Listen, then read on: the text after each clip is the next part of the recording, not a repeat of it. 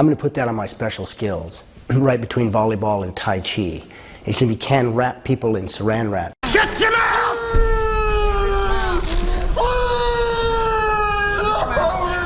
Send him off wrapped like a package.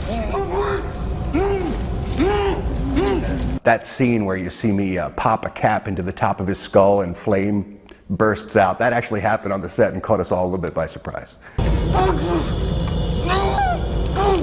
Burn in hell, sucker. Jeb, head hold.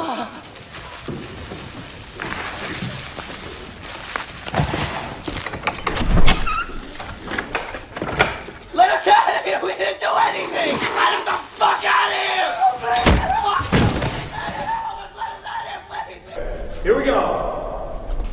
Ready? And 3, 2, 1, action.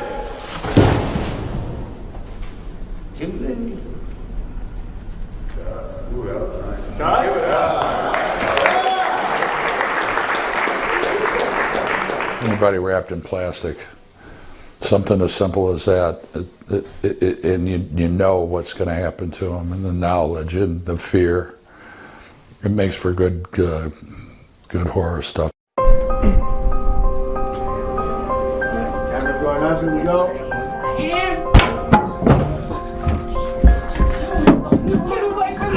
Mama, no! Mama, you get off of him! Please, get back up!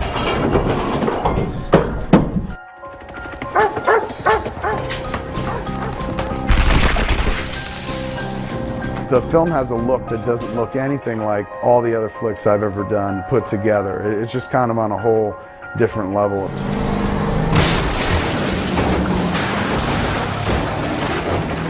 Dave Klein, my DP, I've worked with him for years. He crushed it on this movie. It's the best looking work he's ever done, man. David Klein, the cameraman, Jesus, he's a rare bird. He actually is one of the few cameramen that are sensitive to actors. You know, he listens to actors. And he had a billion great ideas about how to shoot the movie and make it more engaging.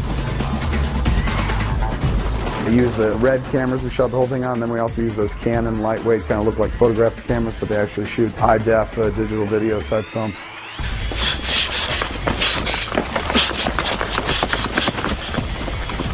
And I had this amazing AD, Adam Druxman, man, who was just like, story going on here, camera here, picking this up. He was always had it kind of mapped out, being we could do this, we could do this, we could do this. Third act of the flick is when the government, the ATF, breaches the Cooper compound. And that was like shooting a mini action movie. Well, today we're shooting basically the Waco scene, which is, we got some shooting going on outside the church, and everybody's been called in. My office has been called in. My deputy has disappeared over the radio, and shots were heard, so had to come investigate, see what happened to the poor boy.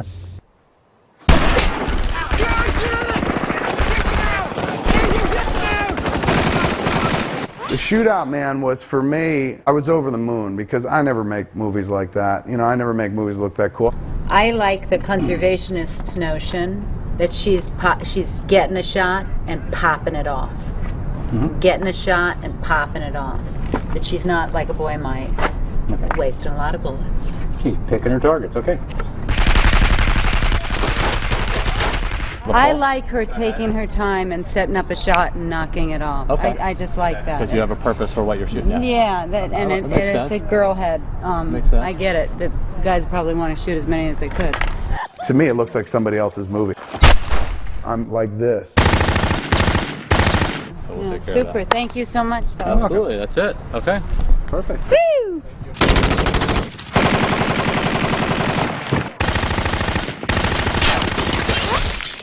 There's one point in that scene where my wife, she plays one of the wackos in the church. She's firing an automatic weapon over this gigantic cross. Kevin, sorry. Hey, you guys have Kevin. I can't wait. And 3, 2, 1, action. God damn it, Asian Town! I think it's pretty dope, man.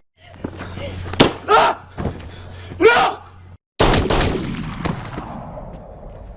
Like the dialogue, don't get me wrong, I love, but I wrote that, so I understand that. And I write the dialogue all the time, but I never make shit look good. So while that's happening, while the movie's looking good at that moment with the breach, with the fight and gun battle going back and forth, and it just looks like somebody else's movie, it's always my favorite part of the flick because it's the one I could just kick back and enjoy the most over and over again because it doesn't remind me of me, it reminds me of something different.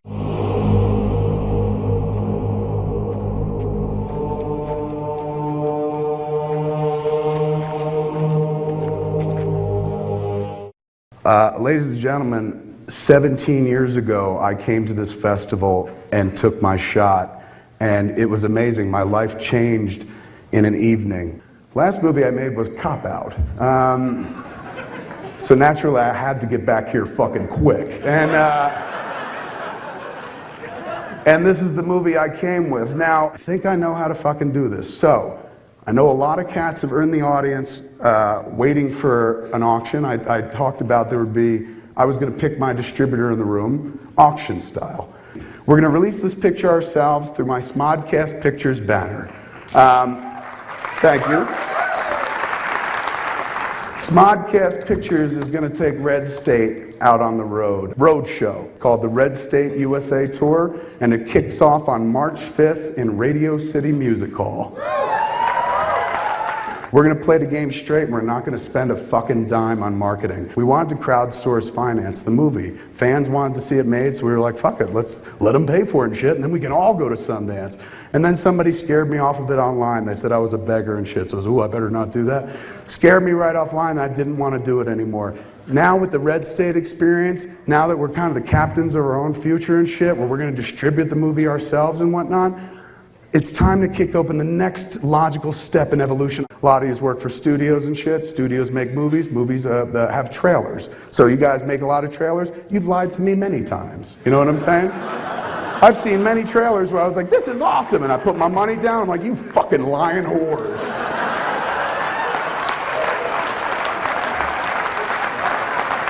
All it takes is just a little ingenuity, a little creativity, and since we create these movies and love them so much, it only makes sense that we take them out into the world. Indie film isn't dead, people, it just grew up. It's just indie film 2.0 now, and in indie film 2.0, we don't let them sell our movie, we sell our movie ourselves.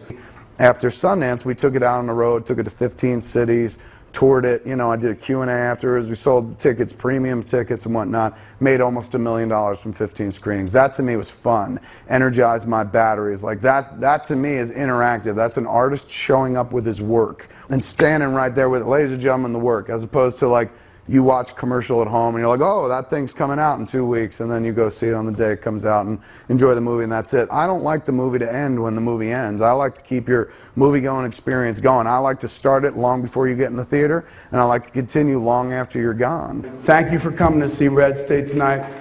Can I bring up the cast real quick before we get out of here?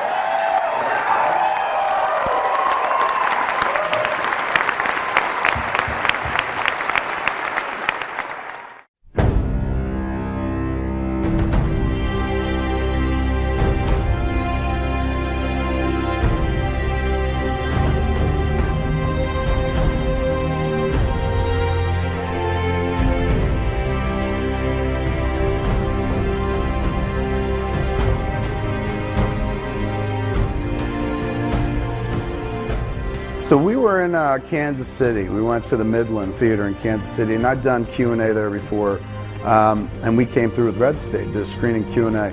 And that's where, you know, the Phelps family, who've been kind of tweeting back and forth with me, Megan Phelps, the granddaughter of Fred Phelps, you know, I'm going to hell, this one's going to hell, we're all going to hell. Well, Kevin, hell hurts. I used to flirt with her, not flirt with her really, but just make fun of her on Twitter and whatnot.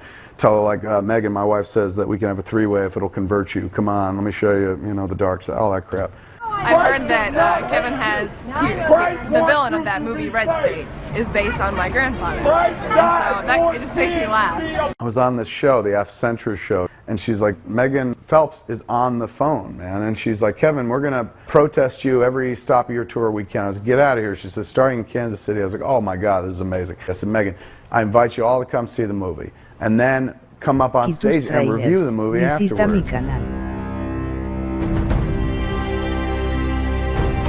did you know that Kevin Smith is doing a blah blah blah on Red State or something about, and your dad's supposed to be blah blah. It's really just a really good excuse to be out here with our signs. And they came and they made it through about 7 minutes of the movie. Kevin Smith, the little pervert. And then they walked out a mess. I was sitting in the back row, I got tapped on my shoulder, I look up, it was Megan. She's like, hi. I was like, oh my God, I didn't expect to see a Phelps behind me, you never know. You gotta watch him and whatnot. Could got bashed with a sign.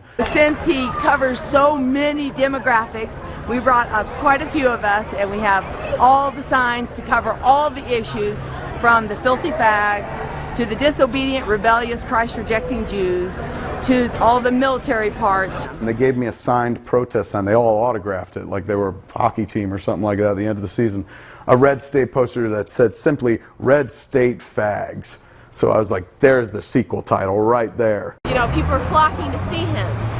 And we're warning you that following his example, doing as he has shown you, is going to land you in hell. He doesn't care one bit about these people that are coming to see him. He's a filthy sinner before the Lord. He's so proud and open with it, and he's just filthy. My feeling was like, I'd much rather than be here picketing my dopey little movie than being at some cemetery breaking some mom's heart as her son or daughter goes into the ground and stuff. But Kevin Smith has been rattling around trying to find someone who will sponsor his Red State, where he's got a villain, and he's a little worried about getting sued. And if you know him, tell him, don't worry, Kev, we don't care. If he just, and we're more than happy to share our signs. If he needs them for his movie, we'll be happy to do that. I put out a message to a bunch of cats on Twitter. I said, look, these Phelpses are going to protest, and just like I did at Sundance, I said, anybody can hold up a sign full of horse shit, so come on out, join a counter-protest, show these Phelps people how you feel about protesting. And people come out with their own protest signs. Yeah! That's right! Yeah! Hell yeah! That kind of stuff's amazing. To get them to walk out of a movie, this movie particularly, that was worth it alone. It was kind of like showing Star Wars to Darth Vader, and being like, we win. And he's like, I know, I was there. After Sundance, we took it out on the road, took it to 15 cities. For me, I kind of went a bit old school. I went film school with it where, it wasn't enough to just make the movie in a vacuum and give it to some marketer. I don't make movies that demand, like, get your ass to a movie theater, wait till you see how big the picture is. We live in an age now where it's like, I watch movies on my iPhone. We like watching movies the way we like watching movies. I like watching them in my room. I like to pause it, go take a dump, go grab a meal, come back. You could take a 2-hour movie that's terrible, that everybody's written off, watch it in your house over the course of 5 hours, it could be the best movie-going experience of your life. I don't care how anybody sees my movies anymore. It used to be like a child about it, like, oh, you gotta see it in the theaters. That's spoiled baby talk. Not enough of that money going around anymore that you can necessarily just theatrically release any old flick, that's not necessarily gonna make $100 million. As a filmmaker, all I care about is people seeing it. I was able to keep the budget low, and that's kind of the reason why I wanted to hold on to the distribution rights, because I knew everyone on that set was working for peanuts and trying really hard and cinching their belts. And then I knew, based on past history, what happens is you sell that movie to somebody, and then they just pour millions of dollars in marketing money all over it. At that point, I was like, forget it. After all these years of doing it their way, I want to try it my way. And if I went out there, I used Twitter, I used our entire podcast network at smodcast.com. To me, I didn't want to go down the standard route. It was a special movie, special circumstances made it, so why shouldn't the distribution of the movie be unorthodox as well, rather than making it and then letting somebody sell it to you? No, I'm going to sell it to you. I'm going to bring it right into your home if I have to. Come on! Come on, shoot me! Shoot me! Shoot me! Shoot me! Shoot me! Shoot me! I mean, I don't think it's a horror movie in the classic sense. I think where the horror really comes from is how people can be so brutal towards each other and so violent towards each other, and be willing to take a life for a belief. You guys have been wonderful, and you're all welcome on the next show. Please come with us on the next show. I had a great fucking time. Movie looks phenomenal, and thanks. I'm gonna keep you all in my heart because this is a big personal fave of mine, and thank you all for jumping on for no money. I appreciate it so much. So you're welcome on anything I ever do from now until the end of time. That sounds like a good offer now. Most people regret it later on. Ask Ben Affleck, he'll be like, no, it's a bad offer. But you guys are welcome on anything I ever do, so thank you so much. Rock, Kevin.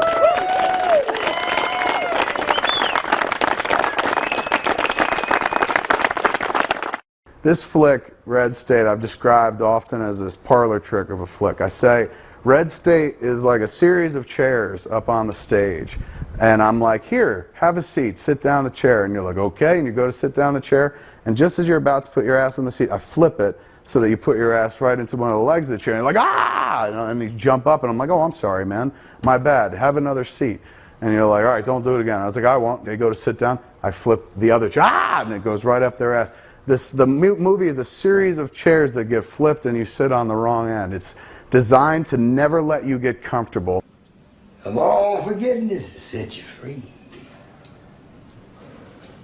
I see the face of Jesus on my way this night.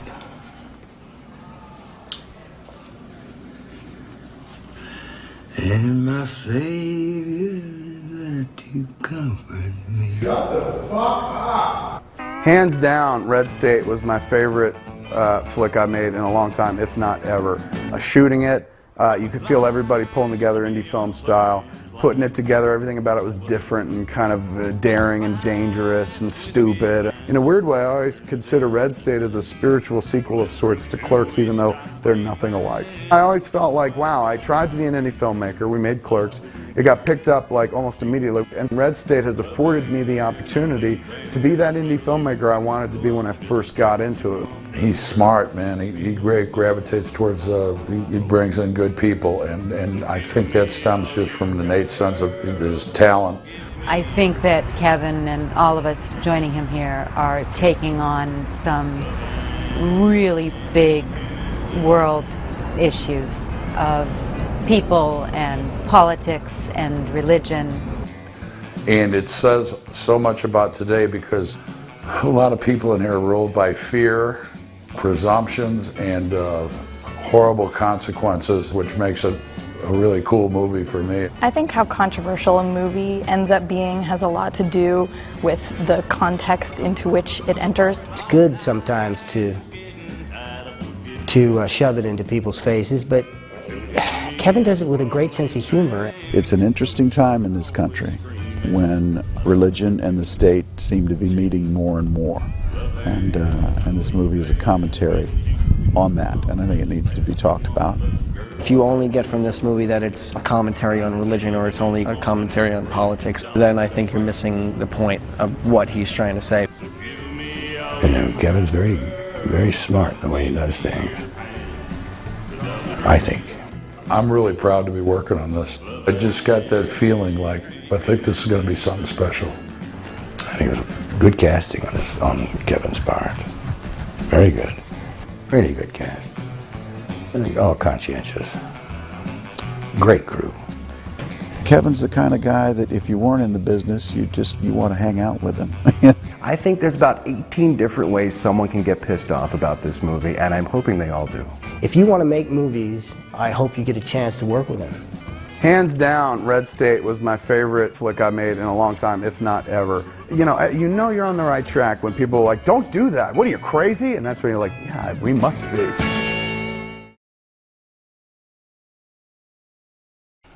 I got a call.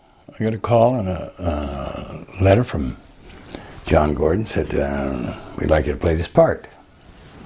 And I'll send you a script. I said, go ahead, send the script.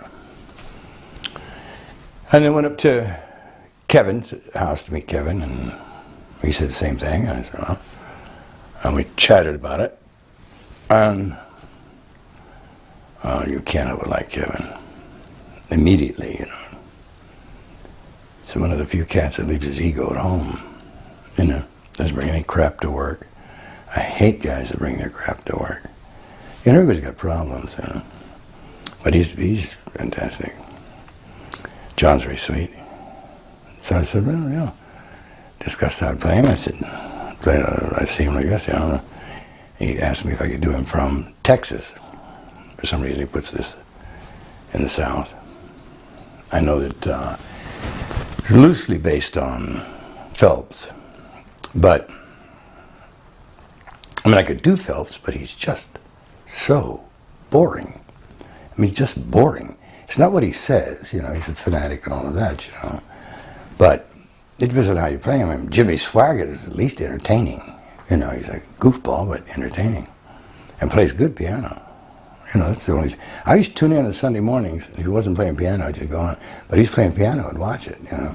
Jerry Vince is his cousin, I believe. He taught Jerry everything he knows about piano, and I think he's a better piano player than Jerry. Jerry plays a certain, but hell, he can play blues, stride, anything. Swaggart.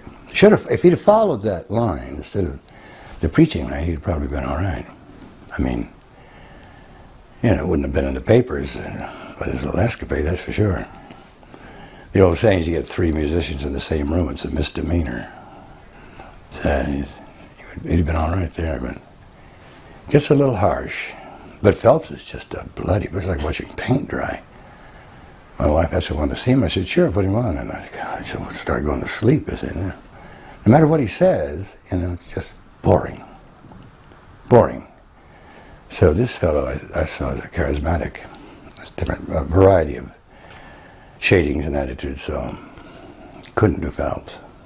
Would have just dulled everybody out.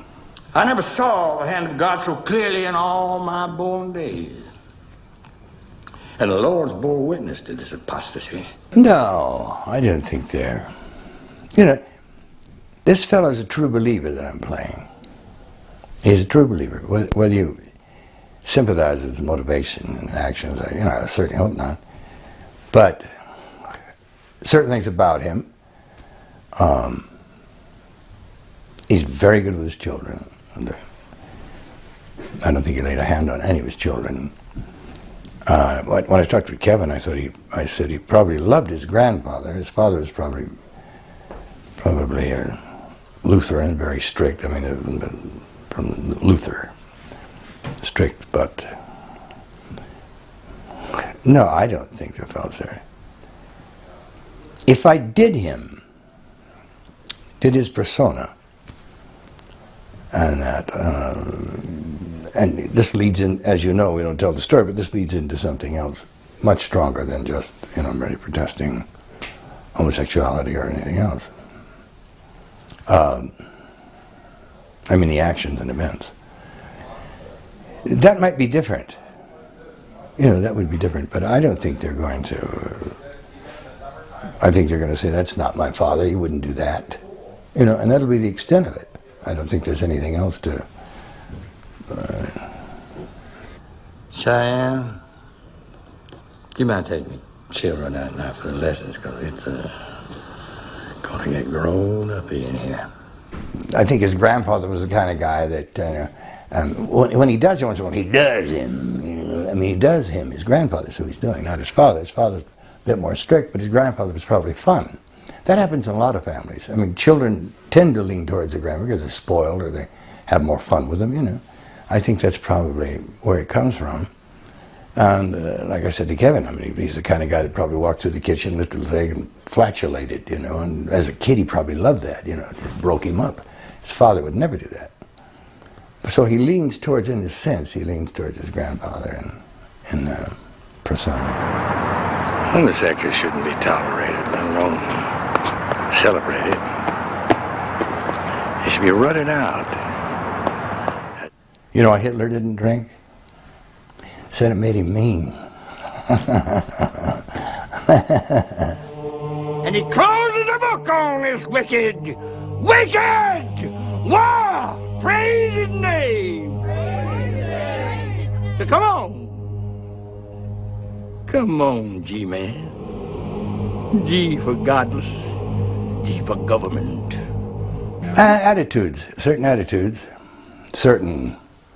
off-the-wall humor.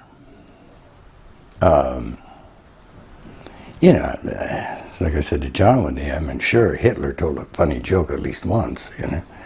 So he has a humor, but he loves his humor. I don't know if anybody else does, but, and he loves his children. And he's a true believer in whatever he believes in. He's honest about it. He's not made up. It's not false. You know, it's not a false prophet. I mean, a lot of problems and a fanatic, and if and when they catch him, should never be let out. But if you play him as the black hat, and Kevin and I discussed that, and you say, oh, there's your villain, and we'll get him. That's it. I mean, like an old Gene Autry movie, you know. You know the Gene Autry story? Guy writes up and he says, Gene, while he's gone, them boys from the Thompson Valley come over and cut the wire and took your 2 best deers, 4 mile cows, run over them ducks on the way and hurt your dog real bad.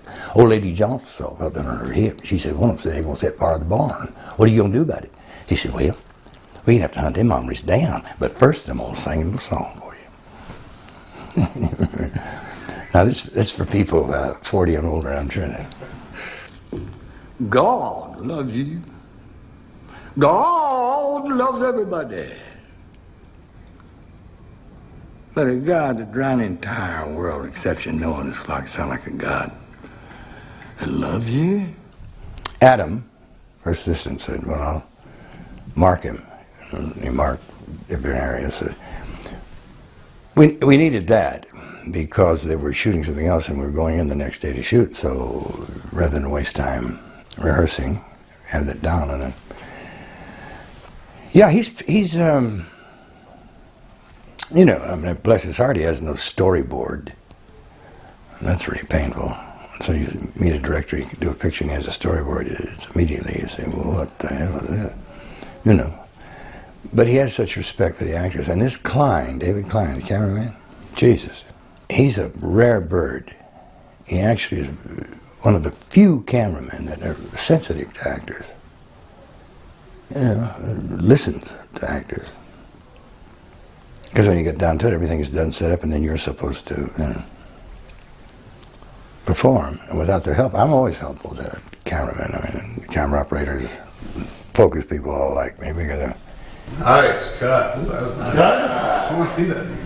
Improving is a funny thing. I don't know but a handful of actors that can do it.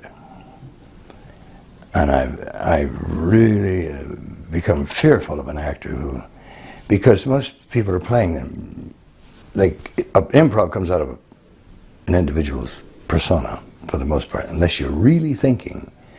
Because if you improv a certain line, it doesn't fit the character. What the hell are you doing? You know, just being cute. So improving is not the thing. If I want to say something, Tráilers. Visita mi canal. Say to Kevin, I'll mention to Kevin, you know, to see, I mean, he's the writer, you know, so to see if it works. It's only right. All the rest is, you know. There's an old lady up in Ohio one time was an actress. She said, do you know what a method actor is? I said, no. She said, well, that's a fellow that stands in the line in the rain, you see, to get some soup, and everybody's in line, and he wets his pants, and he feels very warm, but nobody else does. It's a very funny line of it. Method acting. Burn in hell, sucker. Horror begins from within, and you cannot see it sometimes. I was talking with Jean Renoir, who was a great director one day, and they were doing the story of the Boston Strangler, who confessed that he didn't know why, but Hollywood does. You know, so they're going to make the picture anyway, no matter, and they'll say he did it because. But a lot of times you don't know. I mean, a fellow in France killed his wife one day because he had a bad cup of coffee. Now, it wasn't the coffee. Obviously, it's something very deep. It starts within, and then the coffee's the last straw. It becomes angry over it, and violence, bang. So this kind of horror is the worst kind. The other isn't obvious, you know, the other kind of pictures you're talking about are very obvious. Terrible things you mustn't do. But this starts from within. It comes, the reasons are understood through his beliefs. And so that's horrible enough, you know. I mean, it's like Hitler, you know, one day in the bunker, he's boom, dropping the bombs, and he's got the stick he's drawing. He says, so the Luftwaffe will, boom, you know, Goering, you have to, and boom, you know, and dirt and crap all over him, and he says, next time, no more Mr. Nice Guy. So, you know, if you see through the facades of a lot of people, they seem to be, but there's horror in all of us. We're capable. All of us are capable. I think that's the horrific thing. Everyone, like Renoir said, everyone has their reasons, and that seems to be the conflict of the world. Everyone has their reasons to do whatever they do, and it's a horrific thought. So I like about Kevin. He sits back, listening, great ears. Great ears. And most of them don't have that. Cut, Brent, move it along, and you turn to the actor and say, how are you? Are you all right? How do you like me? But Kevin will let you know, you know. He'll let you know. Let us out of here! We didn't do anything! Let us the fuck out of here!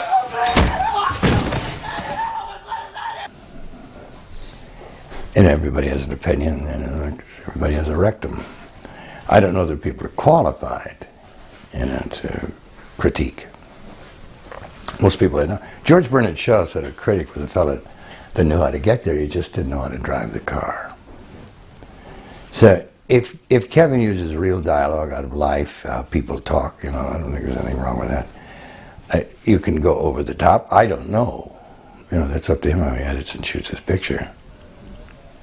But, you know, if they can find controversy, you have people that are just pedantic idiots. I mean, they will look and say, you know, she had a scarf in the first act. I never saw what happened to her. You know, oh, Christ almighty. She left it in the trailer or gave it to Adelaide. I don't know. You know, it's the story. So, controversy. I suppose there would be some defending the Christian religion, which has nothing to do with this. Nothing. It has nothing. It's a fanatic. And there'll be people that will be bothered by the vulgarity, but those are the people that only go see Mary Poppins. You know, there are other kinds of films. There are realistic films. I hate to use that word anymore because they have real people as if all people aren't real. It's just nonsense. You know. Reality shows, they call them. Half-baked, you know, half-rehearsed nonsense written by guys that have never been on the island. You know.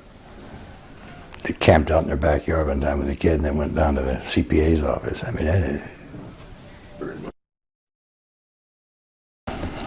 was worth the money. I was entertaining. I mean, to be entertaining, there are all sorts of people in life, different lifestyle genres. They love that word. It only means style. People are tired of saying styles. Robbed from the French, but that's probably all. You can be entertained in a picture that has that's messageless or has a message. I think it's up to the director and actor to make it work. And God Almighty, we don't want to talk about that. I'm doing the best I know how. But anyway, that's probably what I would say. To be entertained, worth the money. That's refreshing, actually. Really good cast. I think all conscientious. Great crew. And I met John Goodwin yesterday, actually, it was the first time. And a sweet guy, and he has a hell of a presence. Got a great face. And I'd like to see him in dramas. You know, he's proved himself as comedic, you know, very funny. But he has a presence, a very strong presence. I think it was good casting on Kevin's part. Very good. And I've met all the cast, yeah. I think I've met all of them. Worked with some of them. And they all seem to jump in. Because you do jump in here. You know, Kevin's very, very smart in the way he does things. I think. And Hire me again.